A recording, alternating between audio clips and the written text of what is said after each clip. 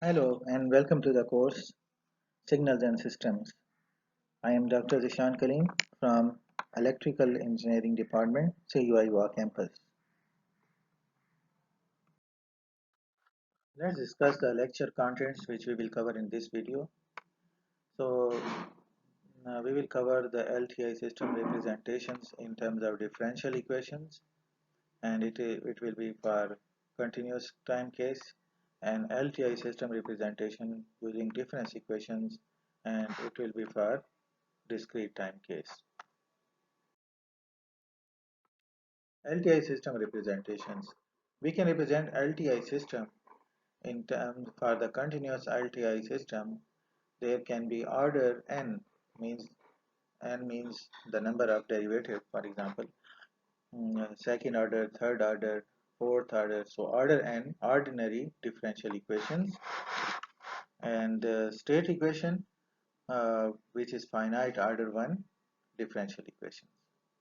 Similarly, for the discrete case, it is order n ordinary differential equations, and this for state equation there will be finite order 1 difference equation. Here you have a differential equation, and here you have a difference equation. Because for continuous time case, we will represent the equations in terms of a differential equation, whereas for discrete time we represent in as a difference.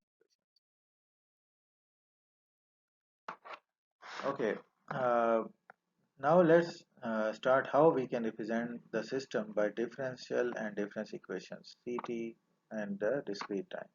An extremely important characteristics of the continuous and discrete time system is that for which the input and output are related to the linear constant coefficient differential equation. For example, you have a LTI system, this one, LTI, and you are giving them input x of t, and from LTI system you are getting output y of t, right? So there is a relationship between x of t and y of t, and using the differential equation, it means that LTI system is represented by a differential equation. So here they are saying that is that for input and output are related through a linear constant coefficient differential equation. Linear constant coefficient means they have a constant coefficient here, and linear, uh, and there will be differential equation. So there is a relation between input and output. This is output side, left side, and right side you have a input side.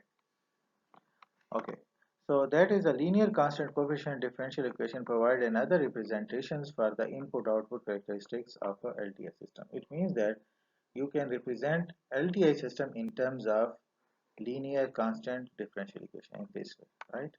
For example, of a system representation by differential equation, RC circuits, we usually write RC circuits in terms of differential equation, mechanical systems, etc. in terms of our differential equations. So we write the complete LTI system, this is the system, right, in terms of differential equations, right? A linear constant coefficient differential equation is given as per the continuous time system. It describes the implicit expression. Implicit means that they uh, both number of variables are involved. For example, it describes the implicit expression between input and outputs. For explicit expressions, we need to solve it. For example, you see that y of t, there are a number of other coefficients here as well, like a, k, t, derivative, and so on, derivative differential equations of y t. But for solution, you need y of t alone. So to get that solution, we need to solve these differential equations. Similarly, for difference equation of discrete time, we can write in terms of a linear constant difference equation. So this is linear constant, and this is difference equation yn minus k, and this is output side, input side, bk and xn minus k. So where k is equal to 0 to n, k is equal to 0 to n. Where yn is the output, xn is the input, a and bk are the constant coefficients. So first, when you write the system in terms of uh, uh, differential equations, so you must know that you must verify that whether they are LTI system and they are linear or time invariant or not. These two conditions needs to be first verified, linearity and time invariance, before we call them a linear time invariant system and before we can represent or solve them using this type of a differential equations, right? So there are two conditions which must be remembered. First one is that the coefficients mentioned here, like the an minus 1, previously we write a general equation an summation dn yt over dt and so on. So these coefficients before the differential equation a naught an minus 1 an, and similarly bm minus 1 b naught, these should be constant value. If they are constant, then it means that the system is time invariant. One property is verified. The other thing is that the system should be linear system. So for linearity, uh, there should be initial condition which must be zero, right? Initial condition you should have studied before in the mathematics as well. Initial condition means that when you put time equal to zero, you have a usually time here in this case should be output should be zero as well.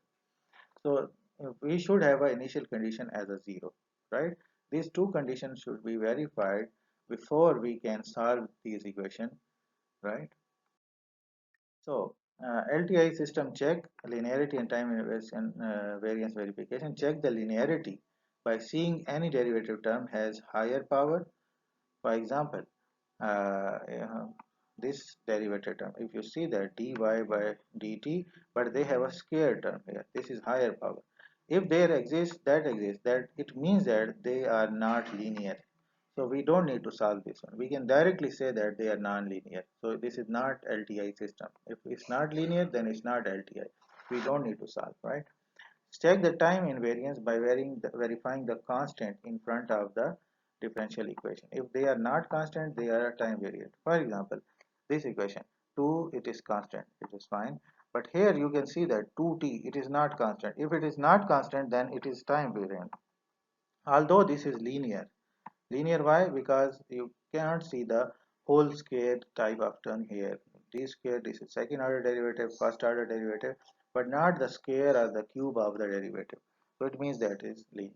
So example, let's see. For example, one, if you see here the one and a2, it is constant. This is constant. This is constant, and there is no square term involved here, no square term involved here, higher order term. So they are time invariant and linear as well. So this is LTI system. You can solve this one as well. But for this, as I mentioned, there is a square term. So this is time invariant. Time invariant. Sorry, this is non-linear because of this square term. Whereas they are time invariant because they have a constant term in front of them. But here in this case, last example, if you see that there is a non-constant term, so it means they are linear. And whereas they are time variant because, sorry, it means that they are time variant. However, they are linear as well. So linearity is not a problem, but time variance is problem here. So we can't solve this one. Okay, now to solve these linear differential equations, means linear time invariant differential equations, we can write the equations in terms of two ways, like y equals to y homogeneous solution. There can be two solutions, and the other one is a particular solution. This is the term used in mathematics, whereas the convention used in the point of view of engineer is the natural response. So instead of homogeneous solution, they use natural response, and for a particular solution, they use the term force response. So they both are equivalent, but the conventions or the terms used in mathematics is different as compared to the engineering terms. So the solution we can obtain by after breaking the equation into two parts. One is the natural response and the other is the force response. For example, let's see here, to solve the differential and difference equations, we need to specify a set of initial conditions. So it is the necessary condition to you must have an initial conditions, otherwise you can't solve that equations as well. To solve it, we need to divide into two parts. One we call the complementary and the other is the particular solution. So complementary and the particular solution are homogeneous, or you can say that the particular solution, right? So for this is for the continuous case, and for discrete case same complementary plus particular solution. Let's see the complementary solution. How we can find the complementary solution for a exponential type of scenario. Generally, the complementary solution will describe the response of a system when the input is zero. So generally, the complementary solution, this part, right, this part is it means that, for example, this is your system, right, and you have to input something and you will get output here, right, yct, because we are talking about complementary, right? So when this complementary solution will occur, they say that generally the complementary solution will describe the response when the input is zero, when the input here is zero, x is equal to 0. So when you apply 0, the output which you got is the complementary solution. Such solution is Such response is usually known as the natural response. We also named as a natural response of a system because it's a natural. Even you didn't apply the input, so you get the output, any value of output. So it's kind of a natural response, not a specific a response or a particular response. It can be generally represented for a continuous time and discrete time exponential system as this. For natural response, in this way, Ci like output, and this is your, for example, natural response Ci exit 1 to n. So there can be n terms of n types of input, and similarly for the discrete time you can represent them as a Ci lambda in. So this is a general representation of a continuous time discrete time exponential system for a natural response. For a particular solution means that you apply a particular input, given input, right? For example, you have a xt given, and when you apply that xt to the system, you get the output which is called ypt, is a particular type of input. Such response is also called a forced response because you are applying some force or input, then you get the response. The particle solution is usually obtained by assuming the system output has the same general form as the input. So to solve that one, the type of inputs you applied, for example, you applied exponential type of input. So to solve that input, we start with considering the output as an exponential term. By if you are applying some other types, for example, cosine type of input, then output should be start with the cosine type of input. In this way, you can solve that type of a particular problem. So why we need an initial condition? This is an important. In order to solve any differential or difference equation, we need to know the initial condition. Without knowing this, it is impossible to find the solution. Why? For example, if the car was moving with an acceleration of 10 meter per second for a 10-second interval. For a 10-second, the car is moving at the speed of 10 meter per second. But we also need to know how fast it was moving at the start, because we must have an information of the starting point, like when it's moving for 10-second duration, but we must know at the start of the time what was the speed of the car.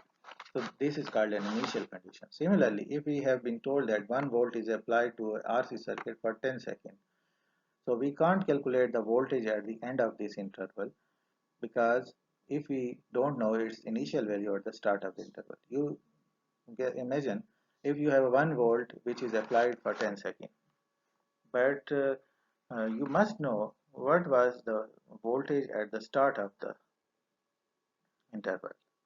So for that we need the initial condition. Thus in general we need to define auxiliary conditions or initially conditions, right? Auxiliary or initial condition to get the final solution. Without this we can't solve the problem. So arbitrary solution, when you apply the auxiliary condition, there will be arbitrary solution. In order to find the solutions of an equation, for the case of first order differential equation, there would be one arbitrary solution. And for the case of the second order differential equation, there will be two arbitrary solutions, and so on. So this was just the introduction of the LTI system in terms of differential equation and the difference equation. We will elaborate further in the upcoming videos as well. Thank you for listening. And for question answer session, there will be some reserved slot, so exact time will be communicated later on. Thank you.